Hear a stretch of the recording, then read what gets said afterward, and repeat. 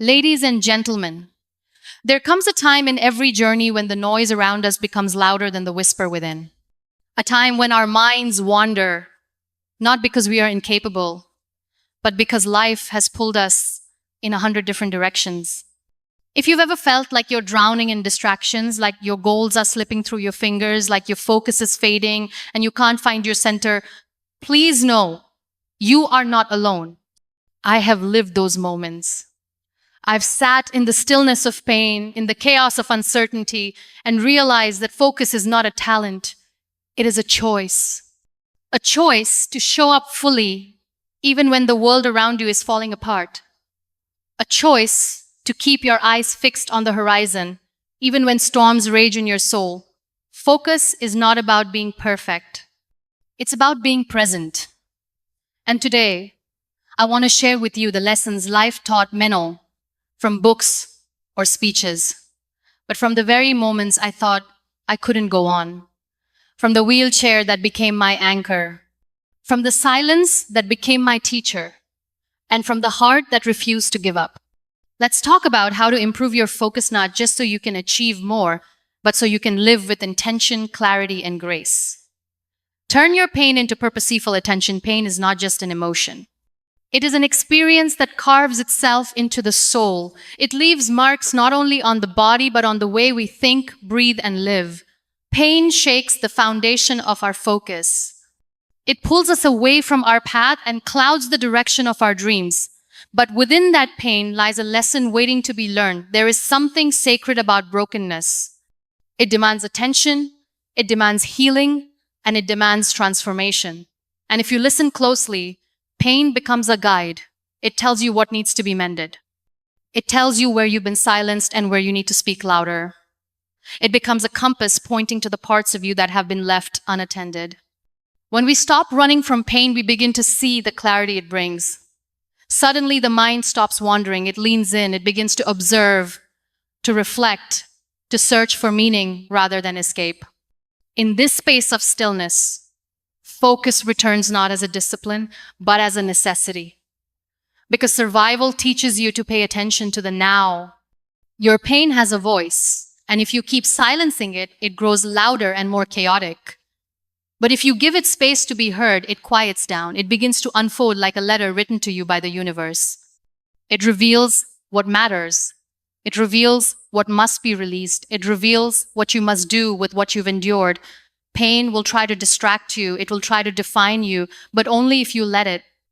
If you respond by turning it into purpose, you reclaim your power. You tell your mind, this is not where I fall. This is where I rise. You tell your heart, you are not broken, you are awakening. Focus isn't just mental, it is emotional. When the emotions are heavy, focus floats away. But when emotions are acknowledged, accepted, and understood, focus comes back home. It finds its roots in your awareness, and there it blooms with new strength. What once hurt you now teaches you. What once broke you now builds you. And what once pulled you away from yourself now becomes the reason you return more whole, more alert, more present than ever before. Pain becomes a form of meditation. It becomes the breath that teaches you to slow down. It becomes the silence that teaches you to listen. It becomes the emptiness that teaches you to refill your soul with intention. You start to move differently. You speak with more care. You act with more compassion. Because now, you know the value of each moment. You know the fragility of peace. And you are willing to protect your focus like it's sacred, because it is. You learn to be here, not in the past, not in the imagined future, but here, right now, in this moment. Because pain taught you that life can change in an instant, and your attention is too valuable to waste on what doesn't matter. The mind begins to serve the heart. It aligns with your inner truth. It doesn't scatter anymore. Because your pain has revealed truth of who you are, and that truth cannot be ignored. Distractions lose their power over you when you've lived through enough to know what's real. You stop chasing approval. You stop escaping into the superficial. You start sitting with your story, and your story gives you direction. Pain doesn't take away your focus it brings it back, sharpened like never before, but only when you allow it to speak, only when you let it teach, only when you stop pretending you're okay and start living from a place of truth. Let your wounds be your witness, let your ache be your anthem, and watch how your focus returns, not forced, not fabricated, but real, raw, and rooted in resilience. Create a sanctuary of stillness. In the noise of the world, we forget the music of our soul.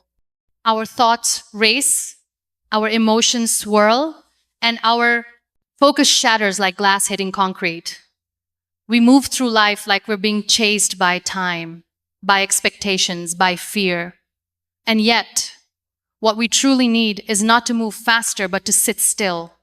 Stillness is where healing begins. It is the soil where clarity grows. It is the space where the soul exhales and the mind aligns. But it is also the one thing most people avoid.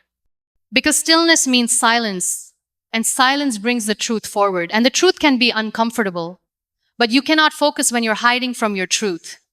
You cannot focus when your mind is cluttered and your spirit is exhausted.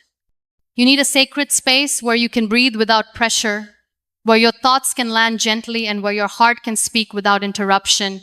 This sanctuary doesn't have to be a place, it can be a practice. A moment in your day when the world fades and your inner voice awakens. A ritual that brings your focus back from the edges of distraction and plants it in the center of awareness. When you sit in stillness, you meet yourself.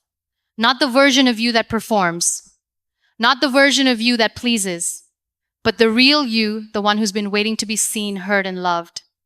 This encounter is where your focus finds its purpose. We think focus is about effort, but often it's about surrender. Surrendering to the quiet, surrendering to the discomfort, surrendering to the present moment. In that surrender, the chaos settles, the fog lifts, and the truth rises. Stillness doesn't make life easier. It makes life clearer. It doesn't take away the struggle. It shows you what part of it you've been carrying unnecessarily. It helps you release. And in that release, your focus flows again. You become intentional with your time. You become gentle with your thoughts. You no longer chase productivity, you create from presence. You no longer try to control everything. You begin to trust the rhythm of your soul. And in this sacred stillness, your dreams return, not as pressure, but as passion, not as noise, but as whispers. Whispers that you can finally hear because you've turned down the volume of everything else. You begin to prioritize peace. You begin to protect your mind like it's your home. You stop letting every notification and opinion enter uninvited. You create boundaries not to shut the world out, but to keep your focus in. Stillness becomes your sanctuary. A place you visit daily to remember who you are. A place where your goals become grounded and your distractions dissolve. A place that nourishes your focus like sunlight nourishes a seed. And as the stillness becomes your rhythm, you begin to live differently, slower, softer, stronger. Your mind no longer runs it, walks beside your heart. Your attention no longer splinters it, converges into clarity. Stillness is not weakness. It is wisdom. It is not a pause in your life. It is the power that drives your life forward with direction, intention, and divine focus. Set soulful intentions, not just goals. Goals are often rooted in ambition, but intentions are born from the soul. We live in a world that glorifies achievement, but forgets to ask, why am I really doing this? It's easy to be focused on a checklist, harder to stay connected to a purpose. And that is where the heart begins to drift, when we pursue without meaning. Focus falters when we chase things that don't align with who we are. You can be disciplined, organized, even highly efficient, but if what you're pursuing is hollow, your mind will know it. The soul doesn't respond to pressure. It responds to truth. When you set soulful intentions, you are no longer trying to prove something to the world. You are answering something inside of you. You stop asking, how do I get ahead? And start asking, what brings me alive? And that shift, however subtle, is what awakens true focus. The difference between a goal and an intention is depth. A goal wants to win. An intention wants to grow. A goal is a destination. An intention is a direction. One looks outward for validation. The other looks inward for alignment. We must stop measuring our lives by the goals we check off and start measuring them by the peace we feel when we're aligned with our truth. Peace brings clarity, and clarity strengthens focus. When you know why you're doing something, it's easier to stay present with it.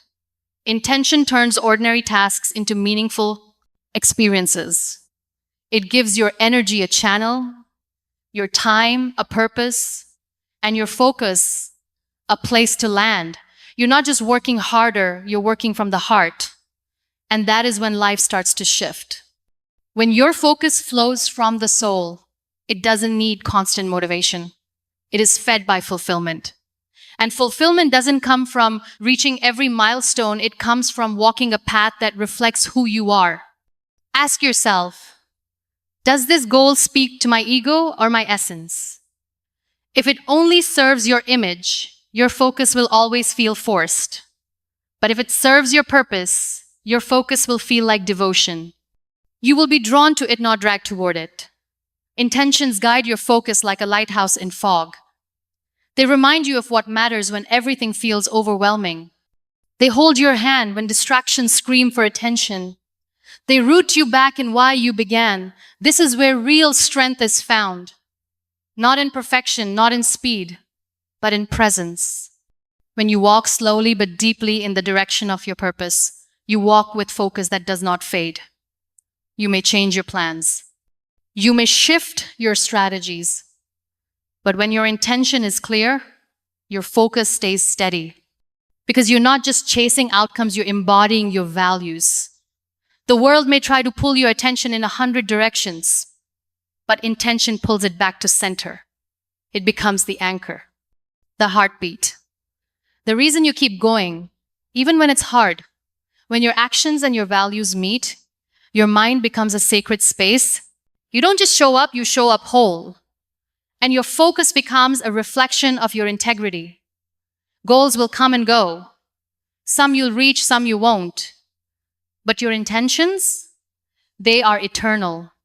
They shape who you become. And when your focus is shaped by who you truly are, nothing can shake it. Let go of what drains you. Focus is not just about what you add to your life, it is just as much about what you remove. The clutter, the noise, the emotional weight, we carry so much that doesn't belong to us. And in that heaviness, we lose the clarity we desperately need. Sometimes, the greatest distraction is the unspoken pain we carry, the unresolved conversations, the silent expectations, the guilt, the fear. These are the thieves of focus. They live in the corners of your mind and steal your energy when you least expect it. Letting go is not weakness, it is wisdom. It is the wisdom to realize that you cannot carry everything and stay focused at the same time. It is the strength to release what no longer serves your peace. Because peace is the birthplace of true focus. We hold on to people, habits, and thoughts that weigh us down not because we love them, but because we are afraid of what comes next. But you cannot hold on to the past and reach for the future at the same time. One hand must be free. Ask yourself, what is stealing my energy without my permission? Who am I constantly trying to please at the cost of my sanity? What habits keep pulling me away from the life I'm trying to build? These questions are not comfortable, but they are necessary. You will never be able to focus fully if your spirit is being drained silently. You have to make peace a priority. You have to choose yourself, not out of selfishness, but out of sacred necessity. Letting go may look like walking away from toxic relationships. It may mean leaving the job that pays well but crushes your soul. It may mean forgiving someone who will never say sorry. Whatever it is, let it be a declaration of your worth. When you release what is heavy, you rise. Your thoughts become lighter. Your purpose becomes clearer. And your focus becomes stronger. Because now, you are no longer split between survival and growth, you are committed to living. Letting go is not a one-time decision, it is a daily practice. Some days you will grieve the things you had to walk away from, and that's okay. Grief means You cared, but don't let that grief turn into guilt. Let it remind you of your courage. Focus is not a punishment, it is a gift. It is your soul saying, I am ready now, ready to show up, ready to move forward, ready to live intentionally. But it cannot do that while carrying everything that once hurt it. You owe it to yourself to create a space where your mind can breathe, where your thoughts are not pulled in 100 directions, where you wake up feeling aligned, not anxious. This space begins with letting go, not just of things or people, but of the need to be everything to everyone, the need to be perfect, the need to always be in control. These are the silent killers of focus. You are allowed to simplify. You are allowed to protect your time. You are allowed to say no, not out of anger, but out of self-respect. Every no you say to what drains you becomes a yes to what fulfills you. Let go. Not because you gave up, but because you woke up to the truth that your energy is sacred and your focus is the bridge to the life you're meant to live. Focus on progress, not perfection. Perfection is an illusion that steals our joy and suffocates our focus. It whispers, you are not enough yet. Try harder, do more, be flawless. But your soul was never designed to be flawless. It was designed to be free. And freedom doesn't come through perfection. It comes through progress. When you chase perfection, you are never truly present. Your mind is always a step ahead, worrying about how to do it better, how to avoid failure, how to appear invincible. But focus cannot live in a place where you are constantly afraid of falling short. Progress, on the other hand, is gentle. It doesn't demand that you be extraordinary overnight. It just asks you to keep showing up. It honors your journey. It allows you to be human. It gives you permission to grow in your own time. The reason so many lose focus is not because they lack ability, but because they believe every step must be a giant leap. They forget that small, consistent steps build the strongest foundations. That slow is still movement. That effort counts, even when it's messy. You are not here to impress. You are here to evolve, to rise, to learn. And that means you will stumble. You will fall. You will get it wrong sometimes. But each time you get back up, your focus becomes more resilient, more intentional, more sacred. Let go of the need to get everything right. Let go of the shame of not being there yet. Focus on who you are becoming, on how far you've come, on the fact that even when you doubted yourself, you didn't quit. That is power. That is progress. Progress teaches your mind to stay in the moment, to pay attention to the process instead of obsessing over the outcome. And when your attention lives in the present, your focus deepens like never before. When you begin to value effort over outcome, something inside you shifts. You stop comparing your journey to others. You stop rushing your growth. You stop believing that worthiness is something you have to earn through flawless execution. Instead, you begin to embrace your own rhythm. You give yourself grace. You understand that focus is a relationship. It grows stronger when nurtured with patience, not punishment. Progress celebrates your small wins. It acknowledges your silent battles. It reminds you that every step forward matters 7, the ones no one sees.